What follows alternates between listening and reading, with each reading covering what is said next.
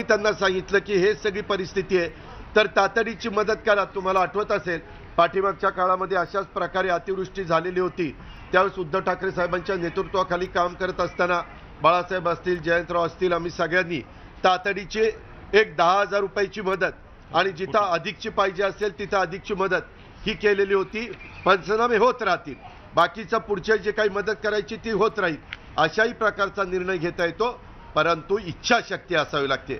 आज या सरकारमध्ये राजकीय इच्छाशक्ती नसल्यामुळं आमचा शेतकरी अक्षरशः उद्ध्वस्त झालेला संपूर्ण महाराष्ट्रामध्ये पाहायला मिळतंय. तुम्ही पण मीडियामध्ये सगळीकडे गारपीट दाखवताय, भाजीपाला उद्ध्वस्त झालेला दाखवताय, पिकं उद्ध्वस्त झालेली दाखवतायत, शेतकरी उद्ध्वस्त झालेलं दाखवतायत आणि सरकारला मात्र घाम फुटत नाही. हे आज ह्या सरकारचं दुर्दैव आहे, महाराष्ट्राचं दुर्दैव आहे.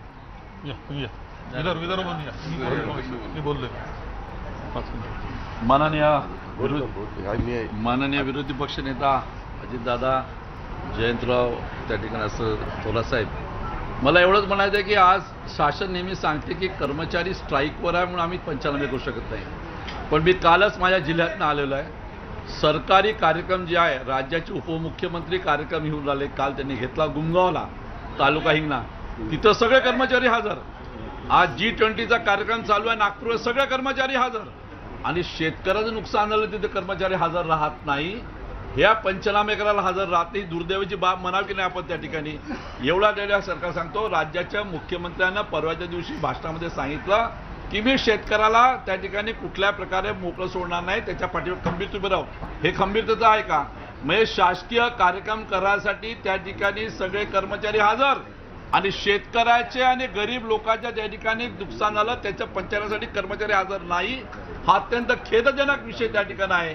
आज नागपूरमध्ये तुम्ही विचार केला तर G20साठी एकटा महानगरपालिकेमध्ये 200 कोटी रुपयाचं त्या ठिकाणी पैसे उपलब्ध करून दिले. सगळीकडे झगझगाट चालू आहे.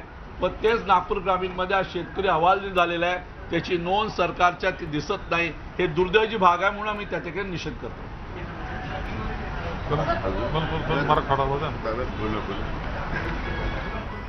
आज 57 सन्माननीय विरोधी पक्ष नेते अजितदादा पवार साहेबांनी, जयंत पाटील साहेबांनी, थोरात साहेबांनी या ठिकाणी अतिवृष्टी आणि गारपिटीमुळं उद्ध्वस्त झालेल्या शेतकऱ्यांच्या व्यथेवरती या ठिकाणी उपस्थित प्रश्न केला.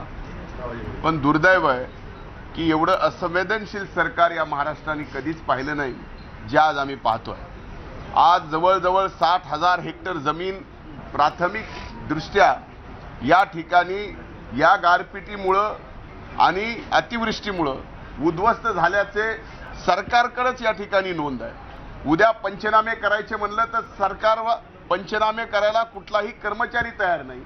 काही कर्मचारी तयार झाले, पंचनामे करू म्हणतात, पण सह्या करायला तयार नाही. त्या पंचनाम्याचा काय अर्थ उरणार नाही. आणि जर आणखीन 2 दिवस वेळ गेला तर आज जी उद्ध्वस्त शेतकऱ्याची अवस्था त्याच्या बांधावर शेतावर दिसती ती पंचनाम्यात दिसणार नाही. म्हणून अनेक शेतकरी उद्या जरी सरकारने जाहीर केलं अनुदान तर याच्यामधून वगळले जातील, ही सगळ्यात मोठी भीती आहे. म्हणून अशा संकटाच्या काळात ज्यावेळेस संपूर्ण महाराष्ट्रातला फळ उत्पादक, द्राक्ष उत्पादक, कांदे उत्पादक, फळभाज्या उत्पादक, एवढंच नाही गहू गेला, ज्वारी काढली होती, ज्वारी सुद्धा या अतिवृष्टी आणि गारपिटीमुळे उद्ध्वस्त झालेली आहे. अशा परिस्थितीमध्ये शेतकऱ्याच्या पाठीमागं खंबीरपणानं उभं राहायच्या ऐवजी आज हे सरकार पळकाडूपणा करतंय आणि कुठल्याही प्रकारची मदत अनुदान घोषित करण्याची भावना या सरकारची दिसत नाही. हे सरकार शेतकऱ्याची समूळ जाट उद्ध्वस्त करायला निघालंय. हे आजच्या स्थगनातून या ठिकाणी सरकारची भूमिका आमच्या लक्षात आली. म्हणून या ठिकाणी सरकारचा निषेध करून आम्ही सभात्याग केलेला आहे. मला एक सांगा, सर्वसामान्यांचं सरकार सातत्याने अतिशय त्यांचा पाठपुरावा चाललेला आहे, सतत बोलतात. 22 तारखेला मराठी वर्ष सुरू होतंय, गुढीपाडवा आहे, पण मराठी वर्षाची सुरुवात होतीये.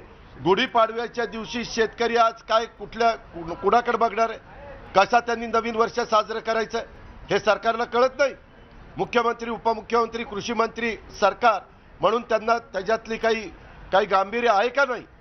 नवीन वर्षाची सुरुवात अशा पद्धतीनं आमच्या शेतकऱ्यांनी करायची, बळीराजांनी करायची आणि त्याच्यामुळे आम्ही हा निषेध केलेला आहे.